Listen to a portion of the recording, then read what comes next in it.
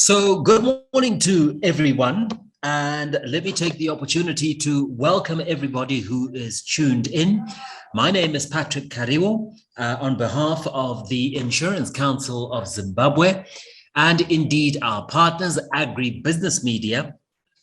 It gives me great pleasure to welcome all our farmers, Varimivedu. We say to you good morning and welcome.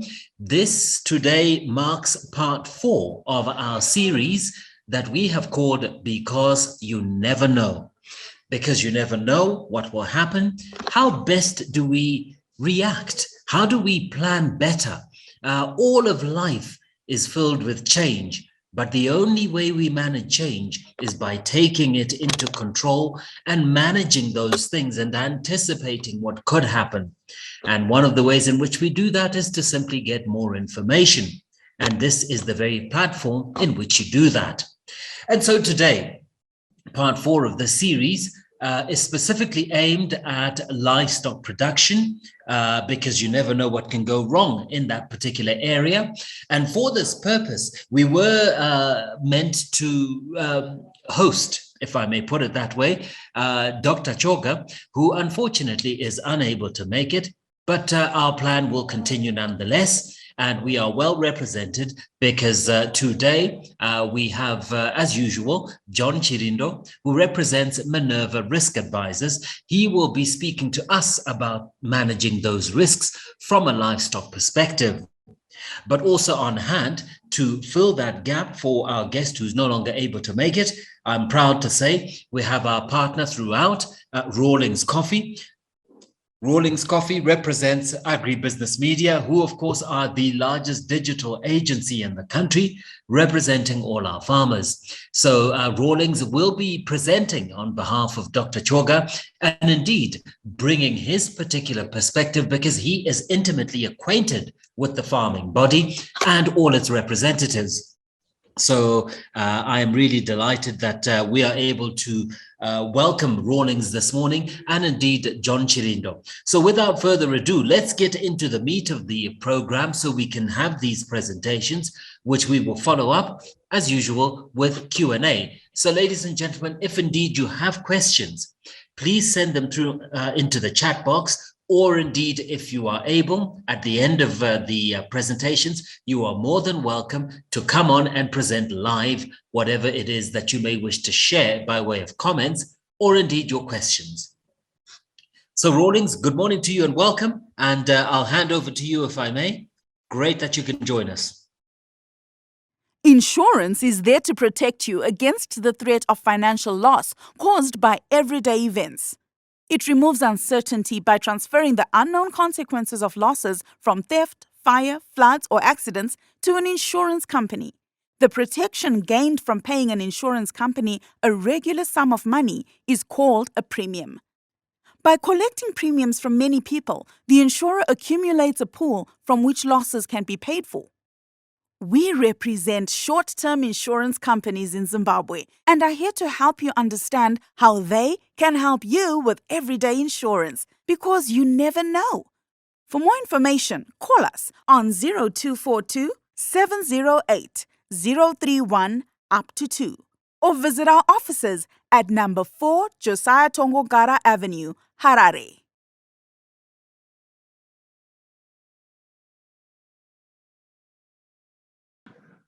Right, good day, farmers, and thanks, Patrick. I will dive right into my presentation on what really can go wrong in the business of livestock production. So basically, we are looking at factors that affect the business of livestock production. And as we all know, agricultural sector plays a key role in the economy of our country, Zimbabwe. And as a country, we do have a huge potential in the livestock sector.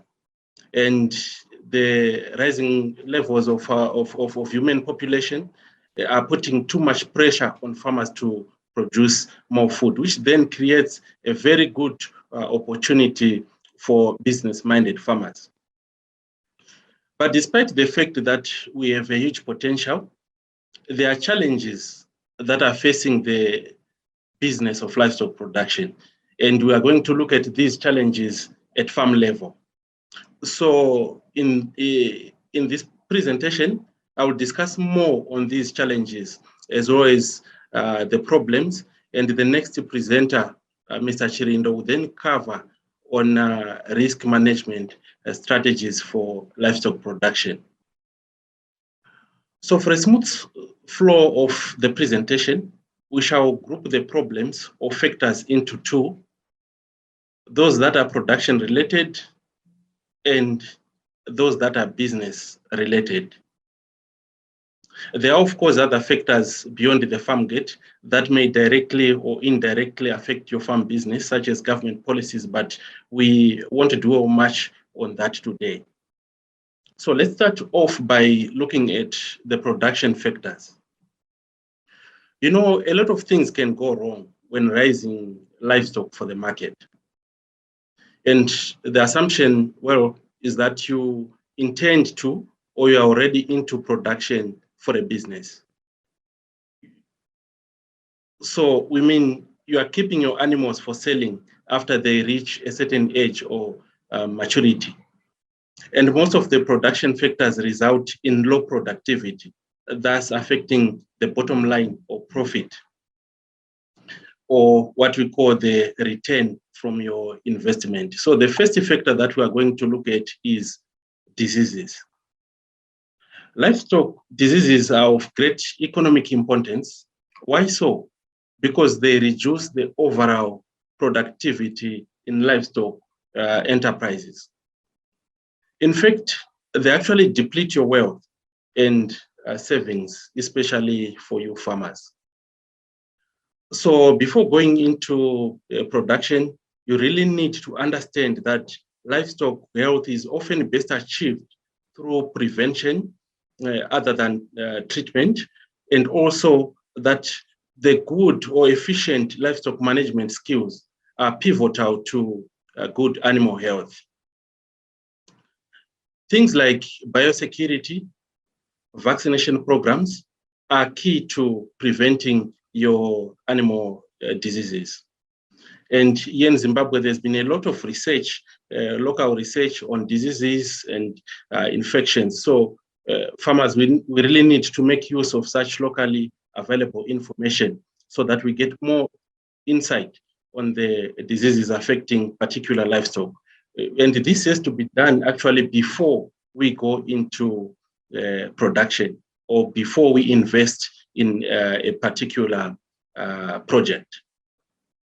For instance, a poultry farmer with knowledge of avian influenza is better equipped than one who goes into production and later on realize that after observing their birds dying in huge numbers, that's when they would realize there's a disease called avian influenza. So it is really important that we liaise with a vet who can then visit our project, no matter how small, no matter how big. So they need to do so regularly. So these veterinarians can also advise you on issues like tick control programs, biosecurity, as well as vaccination programs, and even nutritional and feed issues. Another issue that is affecting livestock production is poor genetics. As we all know, animal breeding is a science, and not every livestock farmer can be a breeder. But the situation right now is that due to the high demand for breeding stock, we're experiencing the opposite. The selling price for breeding stock is very lucrative, thereby forcing every farmer to sell their livestock as breeding stock. So to them, what really determines if it is good for breeding is, can it produce? If it's yes, then they say it's good for breeding. And it's unfortunate that very few of these suppliers of breeding stock do it the right way. Most of the livestock that we are buying are inbreeds, the result of mating closely related animals, leading to a lining up of genes. So imagine how many farmers today keep records on their mating days, the bulls they used to mate, the breeds, and all. Very few farmers do that. Some look at the phenotypic characteristics or traits and are easily convinced that the animal they are buying is a pure breed, forgetting that there is the genetic makeup is more important than the phenotypic characteristics. So poor genetics can lead to low productivity. And this also includes low meat to bone ratio, where, after slaughtering your animal, you find that there are a lot of bones there than the meat. And another thing is your animals will feed more, but gain less weight, which is poor feed conversion efficiency. And inbreeds are also susceptible to diseases, and there are a lot of problems associated with inbreeds. I'm sure you saw a video circulating on social media, I think it was in early 2020, where someone in a Bulawayo, they bought chicks that were not growing, despite feeding them a lot of feed. So this is the situation that you don't want to be in, farmers. So always source your breeding and even your fattening stock only, I repeat, farmers, only from reputable suppliers. It is important not to go for the price only, but you need to consider quality. Sometimes most of these cheap day-old chicks, most of these cheap breeds, bit of rabbits, they normally come at a price. They are cheap when you buy, but in the long run, they are very, very expensive. The next issue we are looking at is poor nutrition and feeding. So this is part of management. Your animals will require quality feed and water for them to grow or for them to produce. And again, never take shortcuts on this one. Follow guidelines from feed suppliers. And the good thing with all the feed suppliers, they actually have some guides or production guides that you can take advantage of. You also need to avoid feeding moldy or bad feed. I've heard of farmers trying to cut costs by feeding, say, pig feed to chickens. So this is not recommended and it's not right. Let's keep chicken feed for chickens and pig feed for pigs. Else you'll deprive your animals of certain key nutrients or even overfeed them, resulting in overly fed animals that won't be easily marketable. And in the case that you are making your own feed, you need to ensure that you send your samples for testing. The Department of Research and Specialist Services do provide such services, and even some of the feed companies, where you can send your samples, then they check on the nutritional content and also the issues of aflatoxins and other toxins that may affect your animals. So it is not just about mixing component A, B, or C, but it really involves ensuring that your animals will get a balanced diet and the right quality of feed. Drought can also pose a challenge to our livestock farmers, and this is due to unavailability of animal feed, because there are certain livestock species that actually compete with us human beings for feed, and usually we prioritize humans, leading to high feed cost. I'm sure in the past years, you have heard many rural farmers losing their cattle due to drought. Poor management also plays a key role, and that includes poor record keeping. So always keep records. That's for both production and business. Issues like unexpected calving or kindling, egg hatching, they are very common on most farmers that do not religiously follow or keep records. And the result is usually high mortality because there won't be any preparations done. So just a simple exercise book and a pen that is religiously followed is good for a start. And still under poor management, let me talk about work schedule. Sometimes our assistants forget to perform important tasks and only realize when we ask them.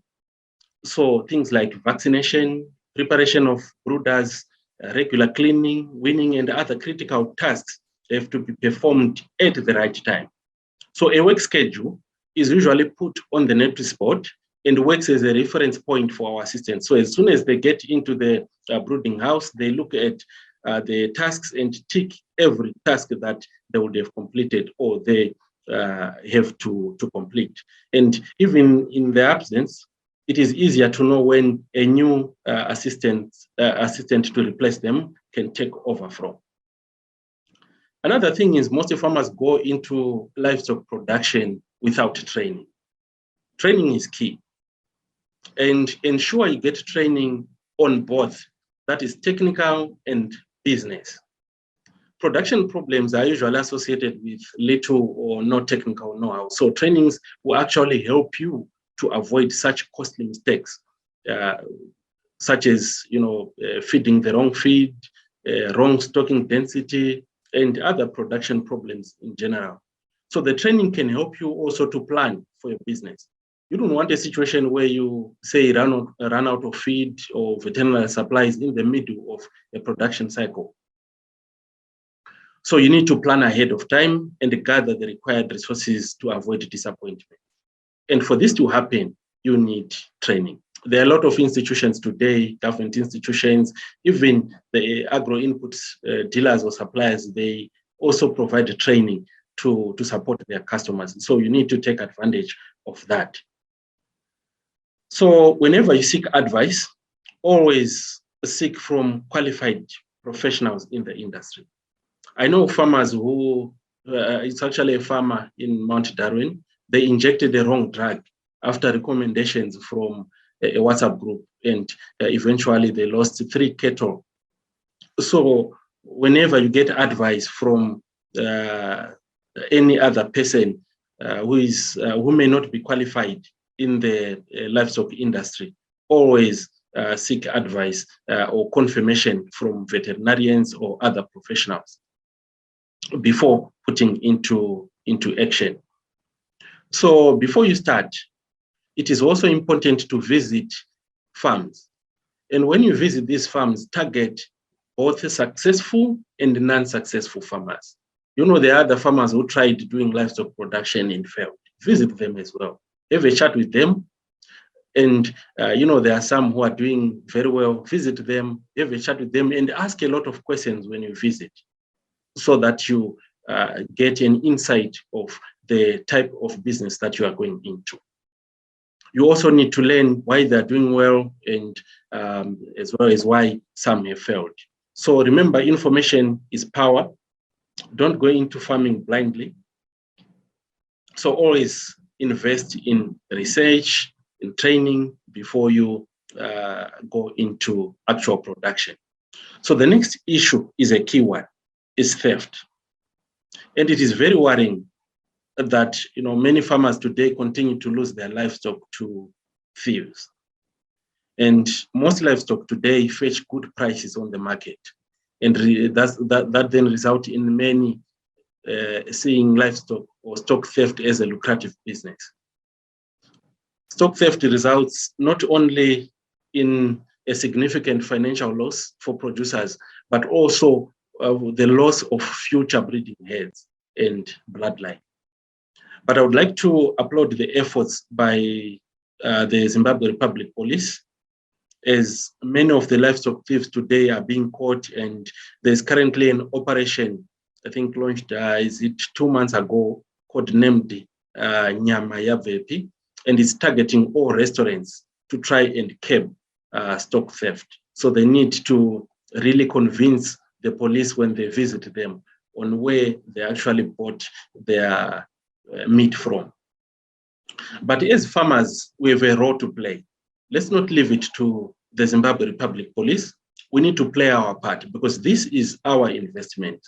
So both us as individuals and as a community, we have a key role to play. So I will highlight some of the things that we can do at farm level to try and manage stock theft or to try and reduce stock theft, thus protecting our farm investments. The first thing that we need to do is to count our animals.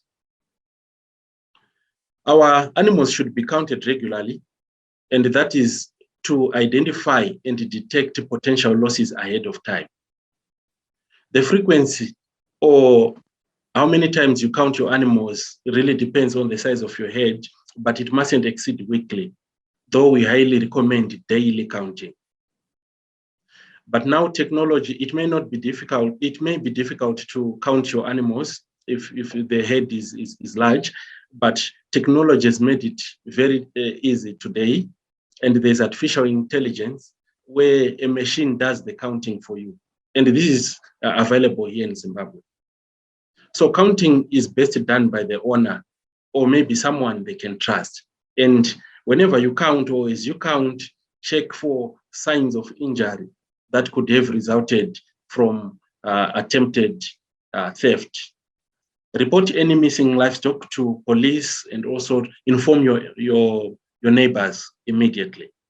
Because the longer you wait, the harder it then gets to follow up evidence and catch the culprits. So it also means that you need to have the contacts of your local police station or officers ready, and also report stray animals to the police and to your community. And this is mainly so because some thieves have implicated innocent livestock owners in some cases where they have used their pens to store stolen animals. So never allow anyone to come and temporarily store their animals in your pen, unless if you really know or trust that person. Then another thing we need to do is to keep the fences and gates well maintained. We need to install pens and paddocks away from the main road and closer to the residents as possible.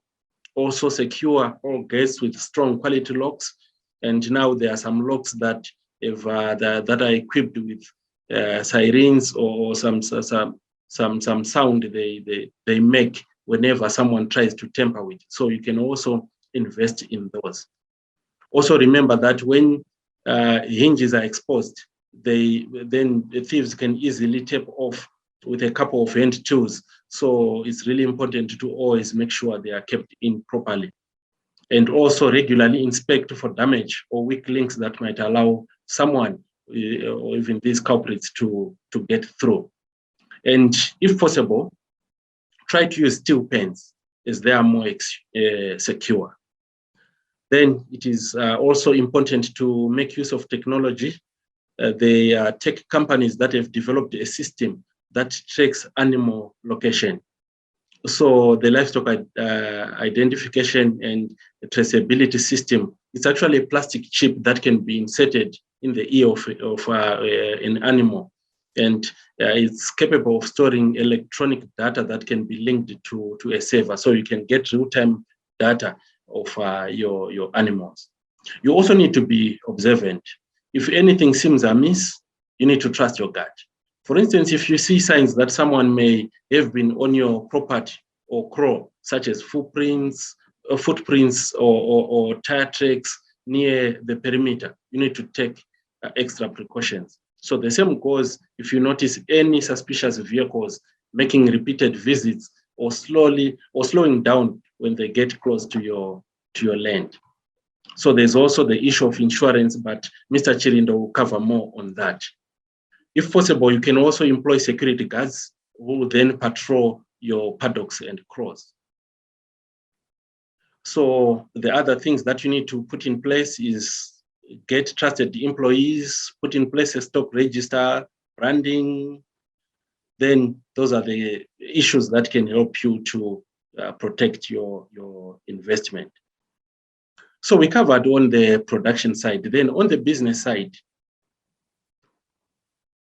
as alluded to earlier, the assumption is that you are producing or intend to produce or to go into production for the purposes of income generation. So to you, this is a business. This means it should come a time when you have to sell your animals at the market. You know, farmers in the past used to have or to keep the same livestock as their neighbors or to sell to the same buyers as their neighbors. But you agree with me that things have now changed. Farmers now have to be innovative in their selling. So first of all, we need to acknowledge that most of the farmers today are migrating from subsistence to a commercial farming mindset. Subsistence farmers mainly produce for their family consumption and sell when there's extra. This is very common in rural areas where you find even some farmers, they're failing to pay their children's school fees, but owning the largest herd of cattle in their village. So amongst the commercial farmers now, we now have to classify them according to their approach to the business. We have the farm and sell group and the farm to sell group. The farm and sell, these go into production because of any other reasons, not based on the market. Yes, they want income, but they are driven by other reasons. Then the farm to sell, they run market-driven ventures. They first look at what the market wants, then manipulate the available resources to meet what their buyers or consumers need. So perhaps I could ask a question now to our farmers that which one are you? Are you the farm and sell or the farm to sell? So you need to be honest with yourself. The farm to sell is a more sustainable approach. You know, I recently saw a woman and her husband around 50th Street area. They are, I think, in their late 50s, I think. They had, you know, those old white buckets that 10 yellow with use, those that are used for paint. They were selling raised chickens. And due to the high temperatures we are facing, I'm sure the chickens were going bad. So I managed to discuss with them on why they went into production without researching on the market. And their response was, we just heard that chickens have a good profit. And so we then invested into 300 broilers, but they promised they won't do it again. So market research is really key. It doesn't really mean that you have to secure an order, but know when the chickens are in high demand, know when beef is in high demand. It won't cost you much, farmers, to visit the common livestock markets for a research. Visit Koala, visit Montana Meats, CC sales, community cattle auctions, abattoirs. These can be a key source for information. And get their contacts so that you have real-time information prior to sending your livestock. So the visit to the market can also help you to understand more on the product quality. For instance, some livestock owners have delivered heifers to abattoirs because they have no knowledge that abattoirs do not slaughter heifers for the purposes of growing the national herd. And some actually produce too big broilers for the market, where the market maybe wants baby chickens or medium-sized chickens. So this then brings an important issue of value addition. There is more profit in value-added products. So before selling your livestock, ask yourself if there are any ways of adding value before selling. Can you fatten your cattle before selling? If so, then do it for the next 90 days. Fatten your cattle. Can you slaughter? Can you dress or package your chickens? Can you sell as cutlets? These are the questions that we can, ask ourselves to try and see how best we can add value. And also, it is important to research on the form in which the market wants your product in. And also try to look at the consumer's pain point and address that. Some of the problems when marketing your livestock include high transport costs and poor road access. So before going into production or doing an investment, always research on that, the distance from the market. You don't want to break even or make a loss due to transport costs. Some farmers get a weight shocker at the market. This is because they would not have weighed their livestock. So for a farmer doing cattle pen fattening, excuse me, it is important to weigh at least once a week. This helps you to meet your market weights. And it also helps you to measure profitability and also determine the feed conversion efficiency. Doing your own research also helps to get actual figures and helps you to make your own projections. And lastly, I want to cover the issue of mixing personal and business transactions. I know this is very difficult, farmers, but if not done well, it results in huge losses. Or you may not even know whether you have made a profit or a loss. So always separate your livestock business transactions from your personal transactions. If possible, give yourself a salary than to take money from the business willingly. I think, I hope I've done justice on this presentation. Thanks, farmers.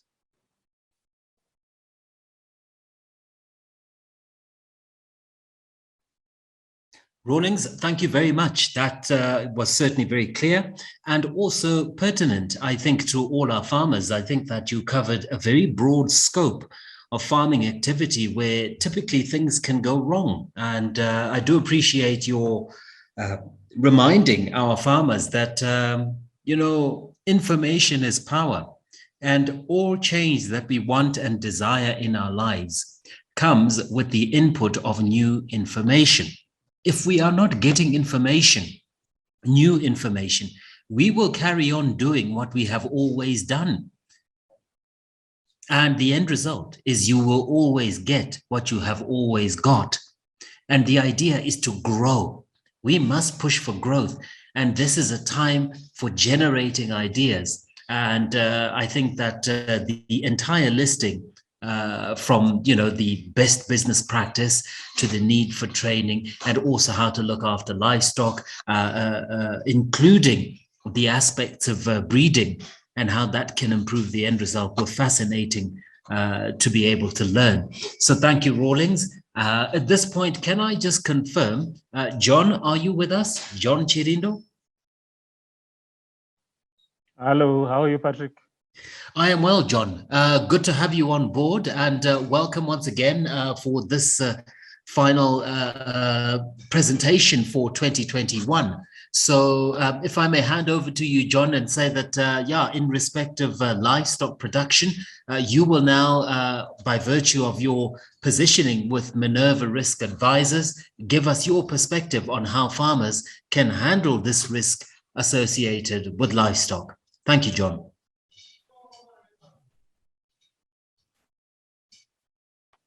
Okay, thank you very much, Patrick.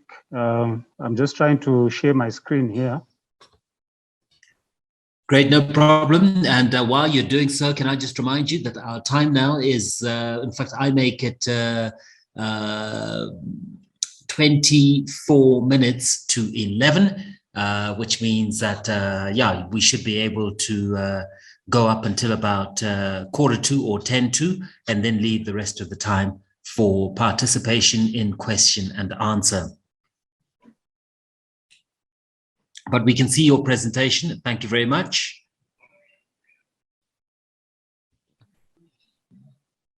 Okay, thank you, Patrick. Good afternoon, viewers. Right, I want to start by thanking Agribusiness Talk for hosting this, again, very important, very fascinating webinar on risk management.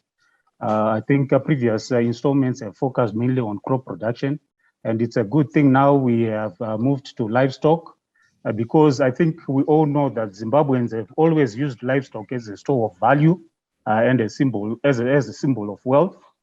And we see nowadays very huge corporations, investing in learning from this traditional African knowledge and investing huge sums of money, pension funds, and things like that, into cattle as a means to retain value, with cattle stock ownership schemes and so on. Right. We discussed last time the issue of risk and defined risk as the possibility of an unfortunate occurrence that results in financial loss to the farm. Right. But nowadays, everyone is talking about risks and that it's increasing in agriculture, but it's not always bad. There is sometimes a top side to it.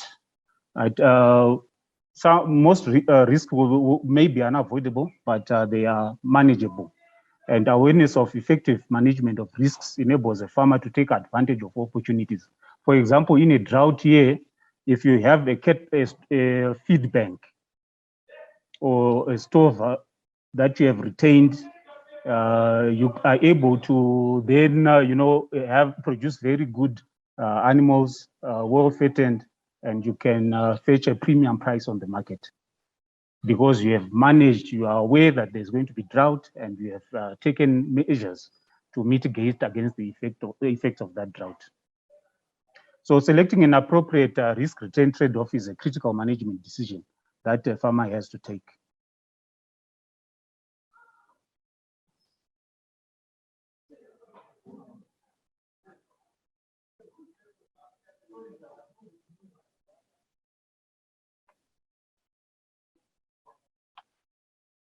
Okay,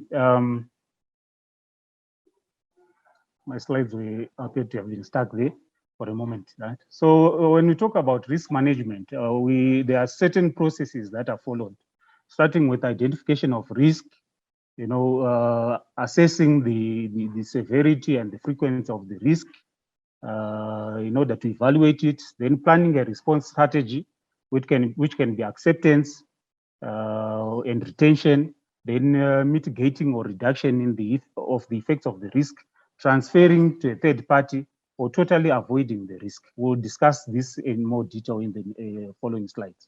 Then after you have decided on your strategy, you are going to implement that strategy and then monitor your performance. So like we said, risk management starts with identification of risk, analyzing the risk in terms of the frequency and severity, evaluating the risk, and then handling, which can be risk control, avoiding the risk totally. For example, if you are a pig farmer, you can decide to have breeders which will then farrow on the farm, and you fatten the piglets, or you can just buy in winners because you want to avoid the losses that are associated with farrowing. Diseases may be there, things like prolapse and so on. You can also reduce the risk by health monitoring. You quickly identify an animal that is ill and treat it before the disease has progressed, or hygiene monitoring to prevent the incidence of disease, or as the previous presenter mentioned, training, so that people on the farm are aware of what can go wrong and plan ahead to avoid those things happening. You can also retain the risk or accept it.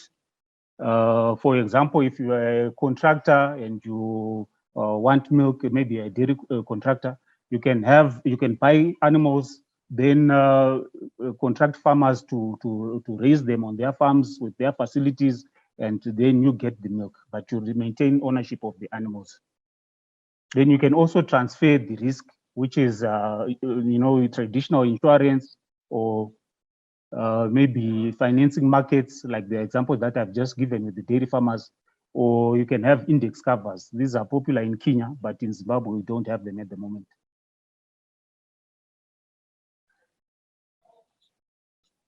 I think the previous speaker has dwelt much on, the things that can go wrong in terms of the risks that you can face on the farm. We have natural risks, we have social risks, economic risks, and you can also have legal risks, where maybe you have land use issues with neighbors, and maybe pollution issues and so on.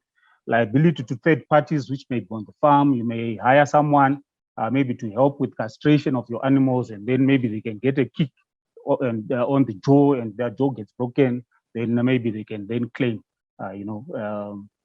for those damages. You can also have, personal risks. Accidents can happen, either the farmer themselves or the workers, death or worker liability issues, where workers are injured whilst on the job. Then the economic risks now we face price fluctuations, input prices going up every day, output prices of commodities not being stable because of changes in the exchange rate and so on, depreciation, loss of income, interests, which tend to be high, again, because of the instabilities in the exchange rates, and currency instability. Right? Farmers can manage these or reduce their effect in several ways. The production risks, we can have the financial risks, marketing issues, then humans, the risks that affect the humans on the farm, or the legal risks. Here I've just given a chronology that follows the operations that you'll find on a farm.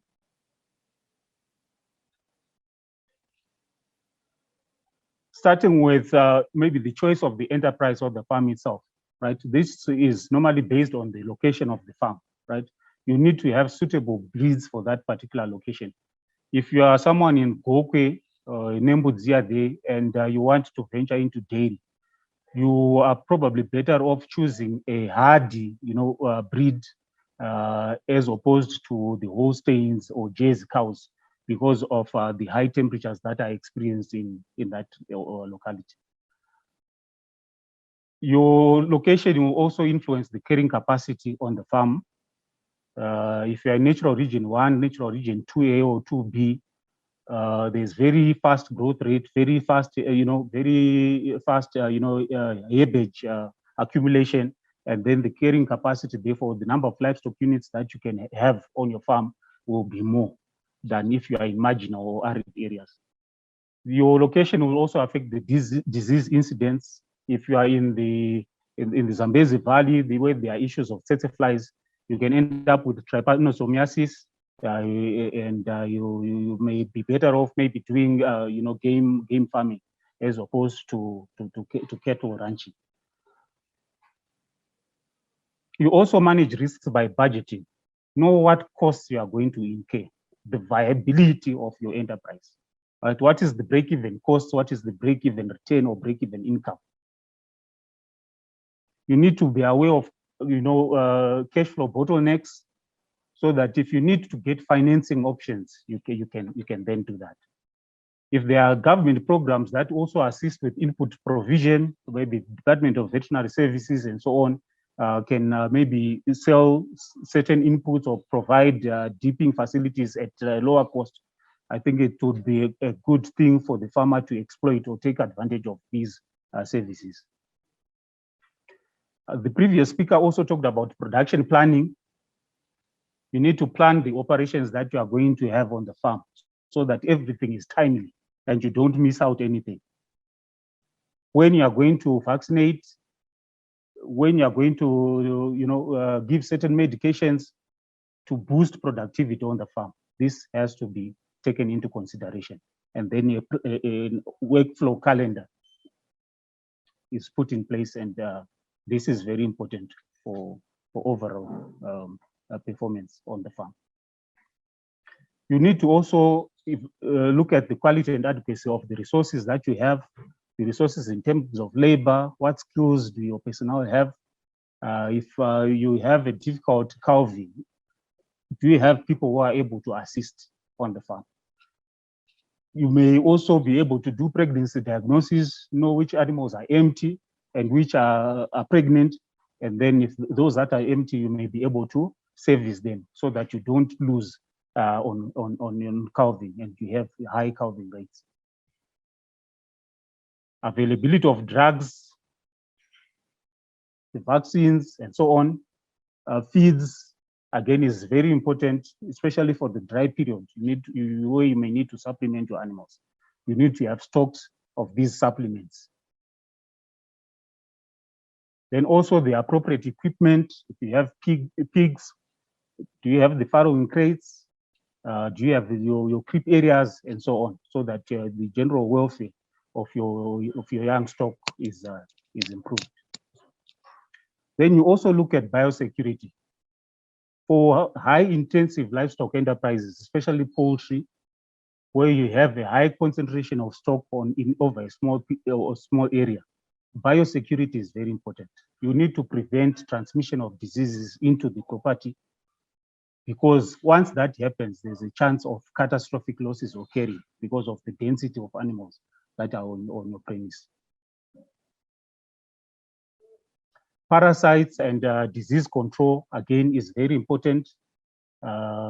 Issues of dosing to control worms, dipping to control ectoparasites, and vaccination to prevent disease from affecting your head. You also need to look at fire prevention and control issues. We talked about a fodder bank where you would have maybe your hay, in a shed. It's a very flammable fuel that you would have, and you need to take measures to prevent fire, occurring on the premise. So maybe putting up signs, having no smoking areas, and so on, banning people from loitering in those areas or from entering those areas will help to prevent an accident from occurring.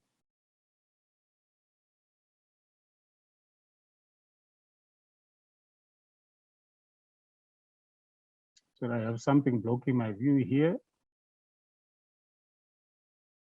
Okay, and finally, having adequate financial resources, financial reserves. We talked about issues of cash flow and cash flow bottlenecks. You need to accumulate savings so that you take care of those periods when you don't have income from the enterprise. Then, as a last resort, probably developing also off-farm sources of income. Ideally, you want to maximize on the on the production on the farm. So you want to put the maximum time and effort on the enterprise that you have, as opposed to splitting it and maybe providing, unless maybe you can do it also on the farm, consultancy service and things like that. But ideally, you would want to concentrate on what you are doing on the farm and maximize on production from the farm.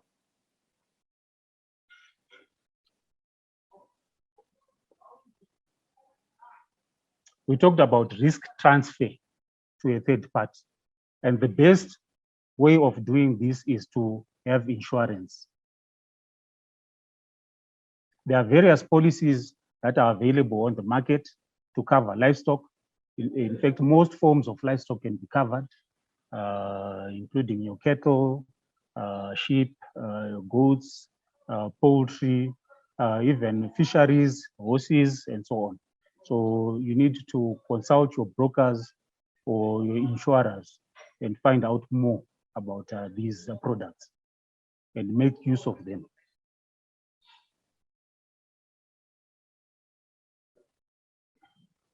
Insurance policies will cover a variety of risks. It's mainly mortality as a result of either accidents or disease, right? And accident can be things like, storms, lightning, electrocution, fire or smoke, suffocation, snake bites, animals dying as a result of attempted theft, or the animals themselves getting stolen. You can have predator issues, your pythons killing maybe some of your small stock or poultry is very common. Collapse of buildings or impact, where you have maybe your animals being run over by vehicles or maybe falling tree.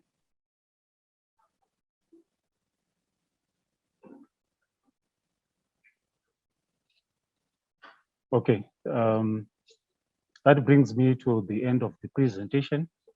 I'll wait to hear if there are any questions.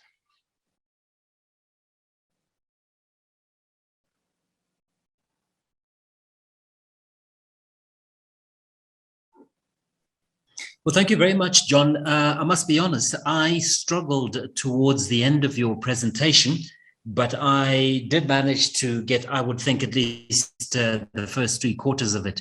So my hope is that our audience would have shared my experience if they didn't have any problems. So yes, thank you for your contribution, John, much appreciated. Rawlings, I come back to you, and perhaps between you and I, we can field a few questions that will take us to the conclusion of today's meeting. Do our farmers have any questions that they would like to put forward? Or indeed, do we have anything in the chat box that, Rawlings, you might be able to help us answer in the interim? Yeah, sure. Thanks, Patrick, and thanks, John, for such a great presentation. We have a number of questions that our farmers have been sending, and please, if you have any question or comment, just type in the chat box, or if you're watching on Facebook, just type in the comment section. Then we will address your question. So we'll take a few questions from the ones that we have here. The first one is from Kingston Mujay. I think it's directed to John. It says, any scope of ensuring fish farming or aquaculture? Thank you very much. Definitely, yes, we do have products for aquaculture. Aquaculture in terms of fish, we also have crocodiles, and these policies will cover mortality as a result of things like, maybe the water temperature not being ideal, maybe it is frozen and some fish have died, or there has been pollution and things like that. Those policies are available to cover those losses. All right, thanks, John, for taking that one. Then the other one is from Mundita. She says, thanks, Rawlings and John, for the great presentation. Rarely do you find trainers covering what can go wrong. They normally focus on what can go right. Please share the presentation. Sure, we will share the presentation, and many thanks for your comment there, Mundita. If you do want to receive the recording of the presentations here, or the webinar, please do forward to us your email address. You can use the comment section on Facebook, or you can also use the chat box on the Zoom platform. Then the other question here is from Simba. Simba says, what are the costs, or what is the cost rather, of insuring my 50 cattle for pen fattening? I think, John, you can take that one. Okay, thank you. The cost is normally measured in terms of what proportion of the value of the animals that you have are you going to pay, right? This is usually in the range of 1% to 3% if you are covering mortalities only. If you are covering theft as well as epidemic diseases, it can be as high as 4 to 5%. Right. So what you then do is you evaluate your animals, come up with what is called the sum insured. If it's $1,000 per beast, you then say maybe that 1,000, what is 2% of that? If your premium rate is 2%, that is the amount that you are going to pay as premium. And these policies are annual policies, renewable if you are continuing with the operation. But where you are doing pen fattening and maybe you are selling off animals on a monthly basis, you have to declare your monthly stocks so that your premium is adjusted based on the number of animals that you eventually sell.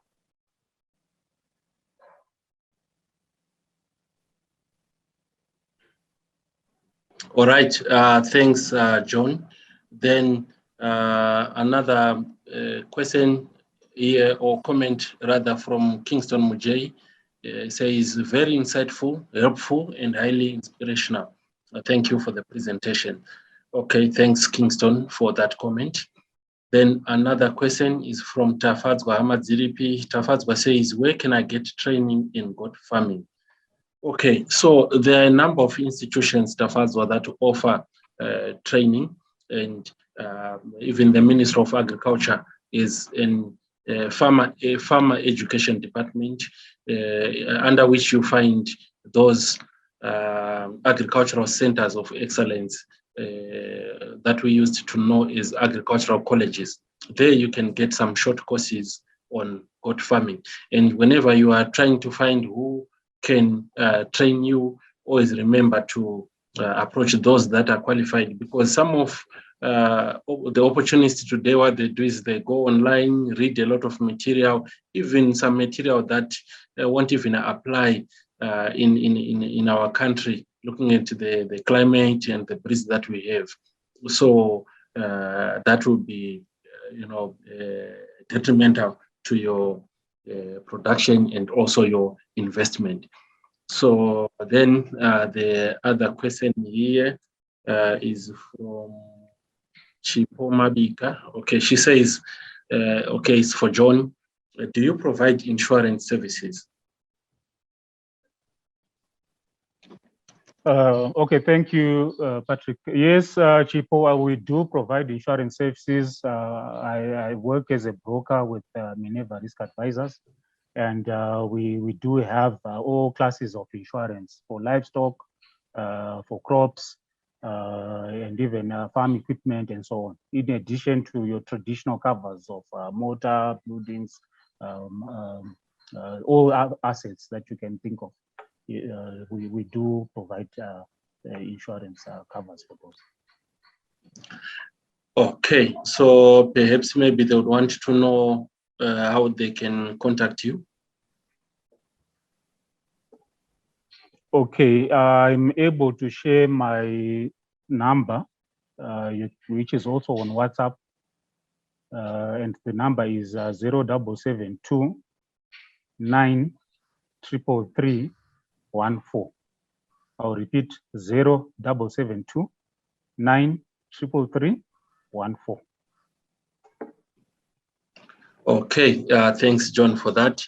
Then another question is, how can I overcome lightning strike to livestock? I don't know, John. Yes, I will take that. It's very difficult to avoid lightning strikes. Obviously, we know that your lightning will normally strike the tallest object in an area. But when your livestock are grazing out in the pastures, then they are very much exposed because some of these tallest objects, like which are usually your trees, may be distant from where the animals are. So your animals will be grazing on an open plain and are vulnerable to livestock. So it's advisable maybe to where there are thunderstorms, maybe to drive your animals under trees and so on, where they may be sheltered from livestock. All right. But remember, it doesn't have to be. It shouldn't be actually be a single tree that's all alone. In because again that will attract lightning. Maybe it's in a bushy area where there are lots of trees would be better than where there's a single tree. Yeah, thanks, John. I remember, is it last year when a Chipinge farmer lost about 15 cattle from lightning? So thanks very much for shedding more light on that one. Then I think this will be our last question because of our time. It's from Noah Kuimba. Noah Kuimba says, what is ICZ doing in terms of farmer education, given that majority of us have limited access to the internet? Are there any other educational platforms being done or being used other than these online platforms? Thank you very much for an insightful presentation. Yes, Noah, there are a lot of initiatives that ICZ has put in place, and they have a lot of plans for this 2022, even targeting those farmers that have no internet access. So the last time we discussed with them, they were saying, watch the space. So I hope on behalf of ICZ, our sponsor, I've answered your question there.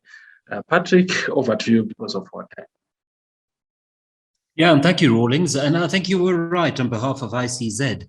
But I think for that particular listener, not sure what you would think or what your perspective would be, Rawlings, but I do think that if they are not able to deploy their digital presence, it is imperative that they start making solid plans in that direction.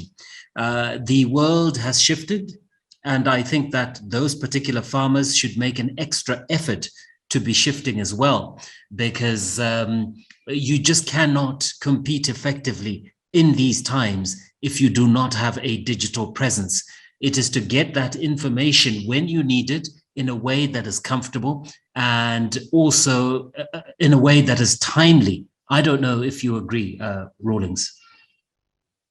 Yeah, sure. You are very right, Patrick. I think there are a lot of advantages that come with digital platforms.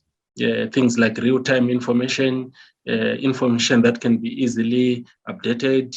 They're interactive, so there are a lot of advantages. And this is why we've recently witnessed a change in the media consumption pattern for farmers, where, we have a lot of farmers now on WhatsApp, and now they have access to Facebook, and they have smart devices, so yeah, you are right. I think there's need to take necessary steps to be able to migrate as well to the digital platform. Then also, just to alert this member that agribusiness media also has some WhatsApp groups that we also discuss. So you don't necessarily need an extra bundle to attend or to join in on these WhatsApp groups or to join some discussions there.